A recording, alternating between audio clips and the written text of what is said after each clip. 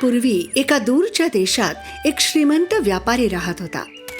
त्याला 3 तरुण मुली होत्या. त्या तिघीही खूप सुंदर होत्या. त्याच्या 2 मुली खूप गर्विष्ठ आणि उद्धट होत्या. पण सर्वात धाकटी मुलगी खूप दयाळू आणि मेहनती होती. तिचे आंतरिक सौंदर्य तिच्या चेहऱ्यावर प्रतिबिंबित होत असे, म्हणून सर्वजण तिला सुंदरी म्हणत असत. एके दिवशी त्या व्यापाराला कळलं की त्याची सर्व संपत्ती घेऊन जाणारी जहाजे एका भयंकर वादळात बुडाली आहेत. माझ्या प्रिय मुलींनो, माझ्याकडे तुमच्यासाठी एक वाईट बातमी आहे. आपण आता पूर्वीसारखे श्रीमंत आपण शहर सोडून जंगलाकडे असलेल्या एक लहानशा घरात साधे जीवन. सुंदरीला तिच्या वडिलांबद्दल खूप वाईट वाटले आणि तिने त्यांचे सांत्वन केले. पण तिच्या 2 बहिणी दिवसभर कुरकुरत होत्या. एके दिवशी सकाळी त्यांच्या वडिलांना कळलं की बुडालेल्या जहाजांपैकी एक जहाज बंदरात पोहोचलं होतं. ते खराब झालं होतं. मला कळालंय की जहाज पासून काय वस्तू वाचवता येईल. मी बंदरावर जात येताना तुमच्यासाठी काय? एक हिऱ्याची अंगठी, एक माणिक, एक सोन्याचं कड. वा वाव. पण सर्वात धाकट्या आणि प्रेमळ मुलीने सुंदरीने तिच्या वडिलांकडे काहीच मागितलं नाही. तू काहीतरी मागा. एक गुलाब आणा बाबा, फक्त एक गुलाब आणा. मग त्यांचे वडील एका लांबच्या प्रवासाला निघाले. जेव्हा ते बंदरावर पोहोचले तेव्हा त्यांना आढळलं की जहाजावरील सर्व काही चोरीला गेलंय आणि काहीही शिल्लक नाही. ते खूप दुःखी झाले. घरी परत जाताना त्यांना एक घनदाट आणि निर्जन जंगलातून जावं लागलं. आकाशात विजा चमकत होत्या आणि वारा इतका जोरात वाहत होता की जणू काही झाडे मुळासकट उपटली जातील असं वाटत होतं. तो गरीब माणूस स्वतःला आणि आपल्या घोड्याला वाचवण्यासाठी निवाऱ्याच्या शोधात होता. त्याला इतकी थंडी वाजत होती आणि इतका घाबरला होता की क्षणभराच्या विश्रांतीसाठी तो काही द्यायला तयार होता. तेवढ्याच झाडांमधून दिव्यांचा झगमगाट असलेला एक भव्य राजवाडा दिसला. वडील आश्चर्यचकित होऊन राजवाड्याच्या विशाल दरवाजातून आत गेले. इथे कोणी आहे? आजूबाजूला कोणीही नव्हतं. पण महालात एक विलक्षण प्रकाश आणि ऊब होती आणि मोठे जेवणाचे टेबल स्वादिष्ट गरम गरम अन्नाने भरलेले होते. तो गरीब माणूस अनेक दिवसांपासून उपाशी होता, त्यामुळे त्याला अन्नाचा मोह आवरता आला नाही. त्याने खाऊन आपलं रिकामं पोट भरलं. महालात फिरत असताना त्याला एक रिकामी खोली सापडली. जणू काही ती खोली खास त्याच्यासाठीच तयार केली होती. त्या रात्री तो तिथे अंथरुणावर पडला आणि त्याला गाढ झोप लागली. दुसऱ्या दिवशी सकाळी जेव्हा तो उठला तेव्हा त्याने पाहिलं की त्याच्यासाठी स्वच्छ नवीन कपडे मांडून ठेवले होते. त्याला वाटलं की हा महाल नक्कीच कोणत्या तरी दयाळू परीचा असावा आणि तिचे आभार मानावेसे त्याला वाटले. त्यांचे वडील महालातून निघणार होते तेव्हा त्यांच्या लक्षात आलं की बागेत सुंदर गुलाब उमलले आहेत. त्यांनी हळुवारपणे सर्वात सुंदर गुलाब तोडला आणि त्याच क्षणी एक प्रचंड पृथ्वी हादरवणारी गर्जना ऐकू आली.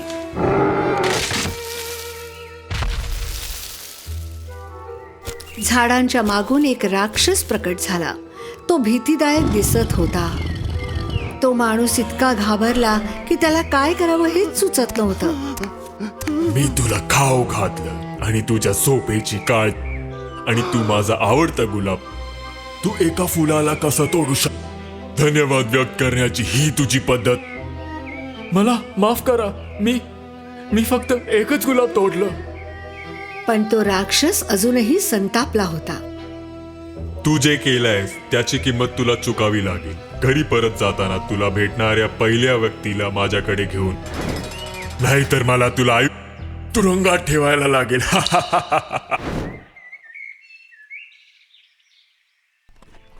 तो माणूस जड अंतःकरणाने घरी चालत निघाला.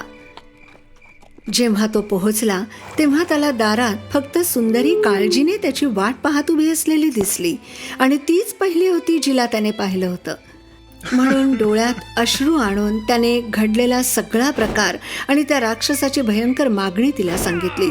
जेव्हा इतर बहिणींनी हे ऐकलं तेव्हा सुंदरीवर त्या प्रचंड संतापल्या.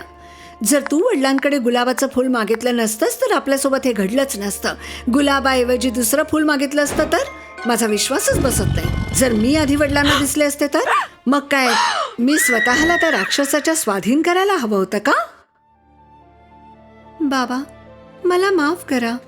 तुम्ही पकडले जाऊ नये यासाठी मी शक्य ते सर्व काही करेन. त्या माणसाने वचन दिल्याप्रमाणे सुंदरीला राक्षसाच्या महालात नेले. ते जेवणाच्या खोलीत शिरले आणि टेबलापाशी बसले. तेवढ्यात तीच भयानक गर्जना पुन्हा ऐकू आली आणि तो राक्षस खोलीत शिरला. सुंदरी भीतीने थरथर कापत होती. त्यांनी काही वेळ शांतपणे जेवण केले. लवकरच मी तुझ्या वडिलांना सोडून देणार. त्याच्यानंतर ब्युटी, तू माझ्यासोबत इकडे तुझ्या मर्जीने राहणार आहेस. हो, मी या महालात माझ्या मर्जीने राहीन. मग सुंदरीने आपल्या वडिलांना शेवटची मिठी मारली आणि त्यांना घरी परत पाठवले. त्यानंतर ती राजवाड्यात फिरत असताना तिला गुलाबांनी मढलेला एक दरवाजा दिसला. उत्सुकतेपोटी ती आत गेली. एका बाजूला पियानो, दुसऱ्या बाजूला झोपाळा, एक मोठे पुस्तकांचे कपाट आणि हजारो पुस्तके होती. ती खोली अगदी तिच्या स्वप्नातील खोलीसारखी होती. टेबलावर तिला एक छोटेसे पत्र सापडले आणि तिने ते वाचले. माझ्या प्रिय राणी, तुम्ही नेहमी आनंदी राहावे अशी माझी इच्छा आहे. तुमची इच्छा हीच माझी आज्ञा. सुंदरीला वाटले की तिला तिच्या वडिलांना पुन्हा भेटायचे आहे. मग ती जेवणासाठी खाली गेली. थोड्या वेळाने राक्षस सुद्धा दिवाणखान्यात आला. आज रात्री मी तुझ्या बरोबर जेवू शकतो. तुम्ही या महालाचे मालक आहात. तुम्ही मला का विचारत आहात? तुम्हाला जे हवं ते खा. नाही, तू या जागेची मालकीण आहे. तुला हवं असेल तर मी जाऊ. माझ्या उपस्थितीमुळे तुला त्रासही होऊ. राक्षसाच्या उत्तराने सुंदरीला खूप आश्चर्य वाटलं आणि तिला काय बोलावं हेच सुचलं नाही. माझी इच्छा आहे की आपण लग्न करावे आणि एकत्र सुखी आयुष्य जगावे. मी तुझ्याशी कधीही लग्न करणार नाही. राक्षस दुखी होऊन खोलीतून निघून गेला. एकामागून एक दिवस सरत गेले. हे सगळं असूनही तो राक्षस दररोज रात्री सुंदरीसाठी एक उत्तम जेवण बनवत असे आणि तिच्यावर खूप प्रेम करत असे.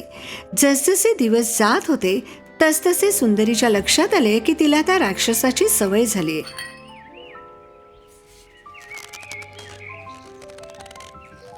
तिला आता त्याची भीती वाटत नव्हती.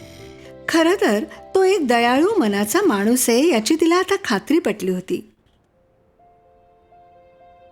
तुम्हाला माहितीये, मला माझ्या वडिलांची खूप आठवण येते. मला त्यांना थोडा वेळ भेटायचे. तिच्या या विनंतीमुळे राक्षस दुःखी झाला. तू जाऊ शकतेस, पण मला वचन दे की तू परत येशील. हो, मी 3 दिवसात परत येईन. मी वचन देते. मग राक्षसाने तिला एक जादूची अंगठी दिली. हे घे, जेव्हा तू ही अंगठी काढशील तेव्हा तू पुन्हा याच किल्ल्यात परत येशील. सुंदरीने अंगठी घातली आणि ती तिच्या वडिलांना भेटायला गेली.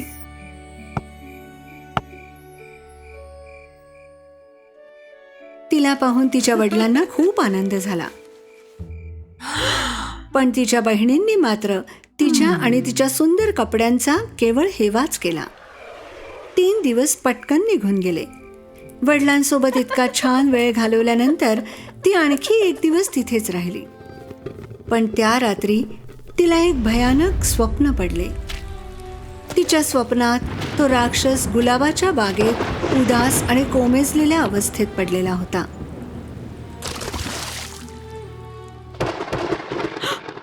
जेव्हा ती जागी झाली तेव्हा तिला जाणवले की तिला त्याची किती आठवण येते आणि तिने पटकन अंगठी काढली. काही क्षणातच ती राजवाड्यातील तिच्या खोलीत परत आली होती. ती पटकन बागेकडे धावली. अगदी तिच्या स्वप्नाप्रमाणेच तो राक्षस बागेत दुःखाने खंगून पडला होता. सुंदरी त्याच्याकडे धावली. तिने त्याला मिठी मारली आणि त्याला जागे करण्याचा प्रयत्न करत राहिली. त्या राक्षसाने क्षणभरासाठी डोळे उघडले. सुंदरी, तू इथे आहेस. क्षणभरासाठी मला वाटलं की तू कधीच परत येणार नाही. जाणवलं की दूर असताना मला तुझी आठवण येत होती, कारण माझं तुझ्यावर प्रेम आहे. मला तुझ्यासोबत सुखी आयुष्य जगायचे. त्याच क्षणी संपूर्ण जागा एका चमकणाऱ्या जादुई प्रकाशाने भरून गेली. सुंदरी आश्चर्याने पाहत असतानाच त्या राक्षसाचा चेहरा अचानक एका देखण्या राजकुमाराच्या चेहऱ्यात बदलला. राजकुमाराने सुंदरीचा हात धरला आणि तिला सांगितलं की तो एका भयंकर जादूच्या प्रभावाखाली होता. त्याने समजावून सांगितले की जर त्या सुंदरीने त्याच्यावर प्रेम व्यक्त केले नसते तर तो कायमचा राक्षसच राहिला असता, आणि म्हणूनच खरे सौंदर्य दिसण्यात नसून दयाळू हृदयात असते. हे जाणून तो राजकुमार आणि ती सुंदरी त्या जगमगत्या महालात सुखाने नांदू लागले.